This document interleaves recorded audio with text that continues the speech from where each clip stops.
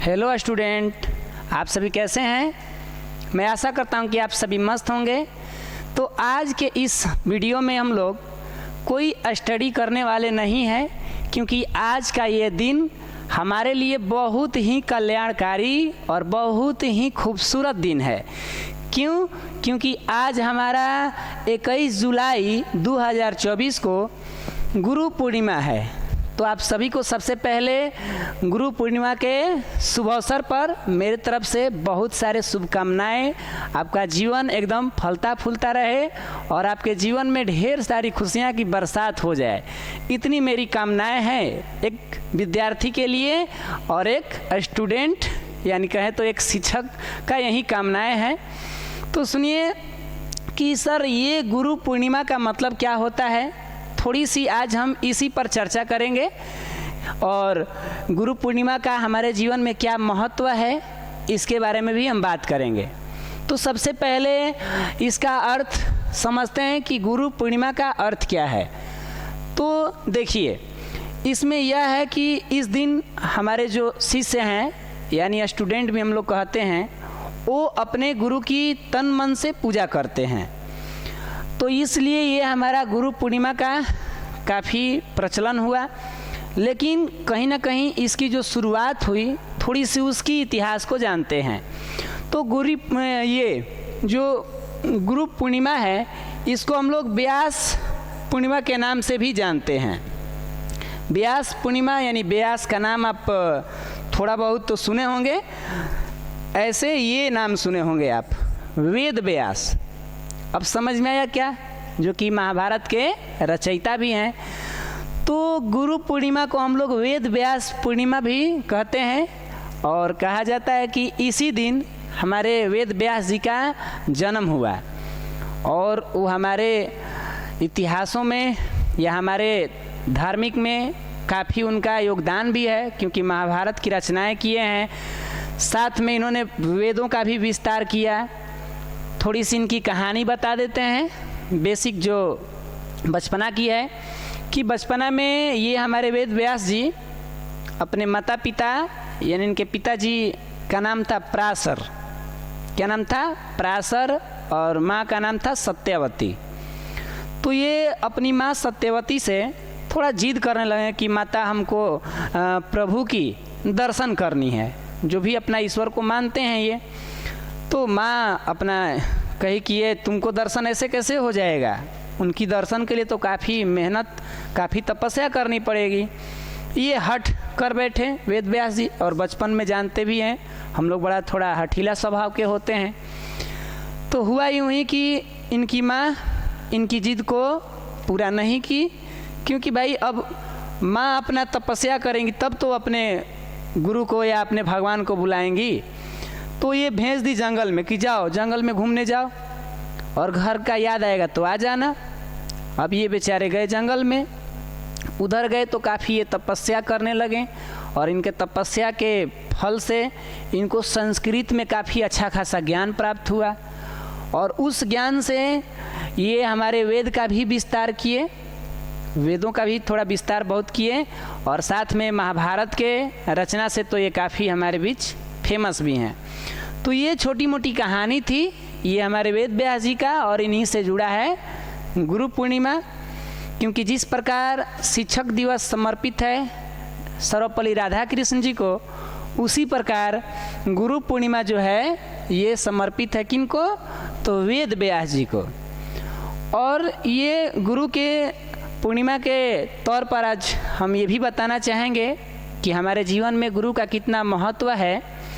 ऐसे तो आजकल हमारे गुरु की महानताएं अब तो पता ना विद्यार्थी के मन में कितना रिस्पेक्ट है नहीं है, लेकिन हमारे इतिहासों में ऐसे बहुत से लोग हैं जिन्होंने गुरु की महानताओं की बखान किया। जिसमें से एक व्यक्ति का हम नाम लेना चाहेंगे जो कि मेरा फेवरेट कवि भी हैं, नाम है इनका कबीर। लोग इन्हें संत कबीर भी कहते हैं। तो इनका थोड़ा नाम बहुत ही एक शिक्षक की महानता पर ली जा सकती है, क्योंकि ये ऐसे दोहा में बहुत बार अपने शिक्षक की महानताओं को गा चुके हैं। जैसे इनकी एक दोहा है कि गुरु गोविंद दो खड़े काको लागू पाँव, बलि हरि गुरु आपने गोविंद दियो बताए। इस दोहा में वो कुछ हमें समझाना चाहते हैं कि जैसे देखिए, माना कि एक मार्ग है, मार्ग का मतलब एक रास्ता है, और ये कबीर जी कह रहे हैं कि हम रास्ते में जा रहे हैं और हमारे रास्ते ऐसा है कि उधर मतलब उस रास्ते में दो व्यक्ति खड़े मिले, ये दोनों लोग खड़े मिले, जिसमें से कह रहे हैं ना गुरु गोविंद, गुरु भी हैं यहाँ पर, और गोविंद का मतलब यहाँ भगवान जी का अर्थ लगाया गया, प्रभु जी का जो भी है गोविंद। तो देखिए, थोड़ा हो सकता है कि यहाँ पर लिखावट में मिस्टेक हो जाए हमसे, क्योंकि जानबे करते हैं तनी कमज़ोर है हमारा। गोविंद सही ही लिखे थे जी। चले देखिए, तो जब हमारे जा रहे हैं कबीर जी एक मार्ग से होते हुए, और मार्ग में जब प्रवेश किए तो यहाँ पर दो व्यक्ति मिले, एक थे गुरु और दूसरा गोविंद। दोहा को बोल बोल कर चीज़ों को समझा दे रहे हैं। गुरु गोविंद, दो गुना में रहे गुरु और गोविंद, दो खड़े, दो का मतलब दोनों खड़े। काको लागू पाँव, मतलब किनको हम पैर छुए, ये पूछ रहे हैं हमारे कबीर जी, माना कि हमारे कबीर जी हैं। तो आंसर मिल रहा है कि बलि हरि गुरु आपने, गुरु जो है अपना बल को हर लिए, अपने आप को हार मान लिए। गोविंद दियो बताए, गोविंद जो हैं ये असलियत बता दिए। क्या बताएं कि जब ये पूछे तो भाई गुरु जी अपने आप को तो नीचा मान लिए, छोटा मान लिए कि नहीं, गोविंद के आगे हम बड़ा नहीं हैं, आप पैर छुइए गोविंद जी का। जब भगवान जी का पैर छूने गए तो भगवान जी कह रहे हैं कि रुकिए रुकिए, एक बात को ज़रा सुनिए कि यहाँ पर महानता किनकी है, यानी बड़ा कौन हुए, पद के रूप में, समझ रहे हैं ना। कोई भी एक दूसरे का कदर करता है तो वही ना उसके जीवन में महानता होती है। तो हुआ क्या, गोविंद जी कह रहे हैं यानी भगवान जी कि आपको हमने दर्शन कैसे दिया। भाई सबको दर्शन तो हम दे नहीं सकते, हम तो ईश्वर हैं और ईश्वर सबको दर्शन देंगे भी नहीं। ज्ञानी जन को ज़्यादातर दर्शन देते हैं, तो ठीक कि ये बोले कि हाँ ज्ञान हमारे अंदर आया तभी तो प्रभु का सत्कार हुआ। तो ये ज्ञान देने के पीछे किसका हाथ है, तो ये तो हाथ हमारे गुरु जी का है। क्या आपके गुरु जी ज्ञान नहीं दिए होते तो आप हमसे सत्कार हुए रहते, यानी भेंट हुआ रहता? तो नहीं। तो बताइए कि मेरे और आपके बीच का मेहनत करने वाले या सबसे योगदान देने वाले कौन हुए? तो गुरु हुए। तो बड़ा भी कौन हुए इस पल? तो यही हुए। यानी कि कबीर जी अपने दोहा में भगवान से भी बड़ा एक गुरु का पद को दिखाया है। इसीलिए इस दोहा में लिखा गया कि गुरु गोविंद दो खड़े काको लागू पाँव, बलि हरि गुरु आपने गोविंद दियो बताए। ये तो दोहा हमारे जीवन में काफ़ी समझ में आया। ऐसे बहुत से कबीर जी के दोहा हैं जो कि हमारे इस संसार में एक गुरु की पद को कितनी महानताओं के बताए हैं। अगर आप चाहें तो एक और आपको दोहा सुना सकते हैं, क्योंकि देखिए ये हैं ही संत कबीर। इनके गुरु का नाम जो था रामानंद। क्या नाम था? रामानंद। ये रामानंद जी के शिष्य हुए और रामानंद जी का भी बहुत अपना इतिहास रहा है। तो थोड़ा सा हम संत कबीर जी का एक और दोहा जानते हैं जिनमें अपना क्या किया गया, एक शिक्षक की महानताओं को दर्शाया गया। तो सुनिए, इसको भी थोड़ा बता देते हैं ताकि आज मिला है गुरु पूर्णिमा पर कुछ बोलने का, दो चार शब्द तो बोल देते हैं। तो देखिए करें कि गुरु कुम्हार, कुम्हार समझते हैं जो कोई चीज़ की रचनाएं करते हैं, जैसे घड़ा बनाते हैं या दिवाली के बहुत सारे दिया भी बनाते हैं। तो ये कह रहे हैं कि गुरु कुम्हार शिष्य कुंभ है। यानी गुरु क्या है, इनके दोहा के हिसाब से कुम्हार हैं, और शिष्य यानी जो स्टूडेंट हैं ये क्या है, तो कुंभ हैं। कुंभ का मतलब जो बनाते हैं ना वो लोग, हमारे कुम्हार जी जो चीज़ों का निर्माण करते उसको कुंभ, वस्तुएं एक तरह से। तो गुरु कुम्हार शिष्य कुंभ है, गढ़ी गढ़ी खोट निकाल। यानी ये कुम्हार जी जो है ना, वो जब गढ़ते हैं अपनी रचनाएं, माना कि कोई चीज़ बना रहे हैं, इस तरीके कोई चीज़ है बना रहे हैं, इसकी रचना कर रहे हैं। रचनाकार कौन है भैया? तो रचनाकार हमारे कुम्हार जी हैं। और कुंभ मतलब कौन? मिट्टी का जो है ये हमारे कुंभ शिष्य हुए। क्योंकि हम लोग जब अपने जीवन में कुछ जानते नहीं हैं, ज्ञान उतना नहीं रहता है, तो हम एक शिक्षक के पास जाते ही हैं कुछ ज्ञान प्राप्त करने। तो उस टाइम में हमारे शिक्षक क्या है हमारे लिए? तो एक कुम्हार हैं, वो हमारी रचनाएं करते हैं। और हम शिष्य हैं तो हम एक वस्तु हैं उनके लिए, या एक कुंभ हैं जो कि वो हमें रचेंगे, जैसा गढ़ेंगे वैसा हमारे अंदर विचार आएगा, है कि नहीं? तो कविता में कह रहे हैं, दोहा में, कविता पर आ गए, दोहा में बात हो रही है कि गुरु कुम्हार शिष्य कुंभ है, गढ़ी गढ़ी, गढ़ी माने रचनाएं करते समय गढ़ी गढ़ी खोट निकाल। खोट का मतलब कमियां। अंदर से हाथ सलाह दे, माने सहाल नहीं कहते हैं कि हाथ थोड़ा सहाल दीजिए, या थोड़ा नर्मदा जी वर्ड होता है ये। तो अंदर हाथ सलाह, बाहर चोट मार। बात थोड़ा सा अजीब लग रहा है।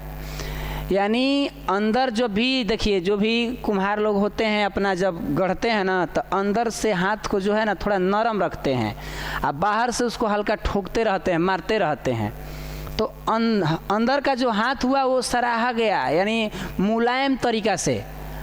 आप ही कभी देखिएगा ना, कोई कुम्हार जो होते हैं ना, बनाते हैं ना, बड़ा सा घड़ा बनाते हैं, तो अंदर के जो हाथ होता है ना एकदम आराम से, और बाहर से उसको थोड़ा पीटते रहते हैं, हाथ से थप थप करते रहते हैं। तो ये कह रहे हैं कि जो गुरु हमारे हैं ना, वो अपने जीवन में कुम्हार हैं, और हमारे जो विद्यार्थी है वो क्या है? एक कुंभ, यानी जो रचनाएं ले रहा है, जिनकी रचनाएं हो रही है। और टीचर अंदर से बहुत नम्र प्रवृत्ति के हैं, लेकिन बाहर देखने से लगता है कि बाप रे, ये बहुत ही गुस्सैल हैं, बहुत ही खतरनाक हैं, हमारे जीवन का एक दुश्मन है। स्कूल में बच्चा लोग यही समझता है, किसी टीचर को, कोई टीचर ऐसा स्वभाव के हो भी जाते हैं, थोड़ा बहुत चिड़चिड़ापन उनके अंदर रहता है। क्लास में जैसे ही प्रवेश किए तो विद्यार्थी लोग कांपने लगे। तो भैया कुछ कुछ शिक्षक के अंदर ऐसे गुण हैं, अब वो तानाशाही वाले गुण हो गए। और तानाशाह कब तक इस संसार में चलेगा बताइए? कोई अपने आप को लगता है कि हम तानाशाह हो गए, इस दुनिया के हम ही हिटलर हैं, तो एक ना एक दिन उनका भी साम्राज्य समाप्त हो जाएगा, तो फिर उनकी तानाशाही कहाँ चली जाएगी? इसीलिए ज़रूरत पड़ा तो ठीक है, एक विद्यार्थी गलती कर रहा है तो उसको पीटना डांटना गुरु का कार्य है, लेकिन हर वक्त तानाशाही दिखाना भी उचित नहीं है। अब उनका विचार वो कैसे गढ़ा गया उनको, तो यहाँ दिखाया गया। कबीर जी ने अपने दोहा के द्वारा एक शिक्षक को क्या चीज़ का नाम दिए? कुम्हार का। यानी एक शिक्षक एक विद्यार्थी के लिए रचनाकार हैं, वो जैसी रचनाएं करेंगे वैसा ही विद्यार्थी रूप लेगा। और ये ज़रूरी नहीं है कि हमारे शिक्षक बाहर से कठोर दिख रहे हैं तो वो कठोर ही हैं, कहीं ना कहीं अंदर से वो सलाह भी देते हैं, हाथ सराह भी देते हैं। थोड़ा ये वर्ड बड़ा कठिन लग रहा है हमको बोलने में, क्षमा चाहते हैं, तो ये चीज़ें समझ पाएँ। तो ऐसे बहुत से कहानियाँ भरी पड़ी हुई है, आप हमारी कहानियाँ सुनने लगेंगे, थोड़ा हम बात जो हमारा है बड़ा पता ना ऐसा गुण है या दुर्गुण है कि हम बात जब करने लगेंगे ज्ञान की बातें तो मन ही नहीं भरता, और सुनने वाले विद्यार्थी को भी एकदम मन लग जाता है कि सर आप और बताइए ना। समय का भी ख्याल नहीं रहता, समय का भी रफ्तार बढ़ने लगती है। क्लास में भी कई बार बच्चे बोले हैं कि सर आप जब क्लास लेते हैं और कुछ चीज़ें बताने लगते हैं तो समय पता ना कब बीत जाता है। तो हम कहते हैं कि जिस रात अच्छी नींद आ जाती है उस रात का सुबह पता नहीं चलता, और जिस क्लास में पढ़ने में मन लग जाता है उस क्लास का समय भी पता नहीं चलता। तो वही हमारे साथ हो जाता है कभी कभी। तो हम कबीर जी को भी यहाँ बहुत इनसे हमको प्रेरणा मिली है, कबीर जी से, क्योंकि इन्होंने गुरु के बारे में बहुत कुछ बताया। और इतिहास में तो ऐसे एक से बढ़कर एक लोग हैं। हमारे एकलव्य जी का भी नाम आता है, जो महाभारत में अपना उंगली भी दान दे दी अपने गुरु को, उनका भी काफ़ी नाम इस संसार में प्रचलित है। तो ऐसे कबीर जी की भी बहुत सी दोहा हैं जो हम जान पा रहे हैं, लेकिन ज़्यादा हम नहीं बोलना चाहेंगे समय को देखते हुए। और 21 जुलाई के साथ साथ सौभाग्य की बात है कि कल 22 जुलाई को सावन का प्रथम सोमवारी है। तो आप सभी लोग को पहले से एडवांस में ही सोमवारी की ढेर सारे शुभकामनाएं। अच्छे से अपना शंभू शंकर जी को जल अर्पण करिएगा। तो बस आज के लिए इजाज़त इतना ही है। तो मिलते हैं अगले वीडियो में। हमें उम्मीद है कि आप लोग इस गुरु पूर्णिमा पर कुछ 2-4 बातें ज़रूर सीखा होगा। तो इससे बड़ा हमें और क्या हो सकती है। तो चलिए, मस्त रहिए, स्वस्थ रहिए। जय हिंद, जय भारत।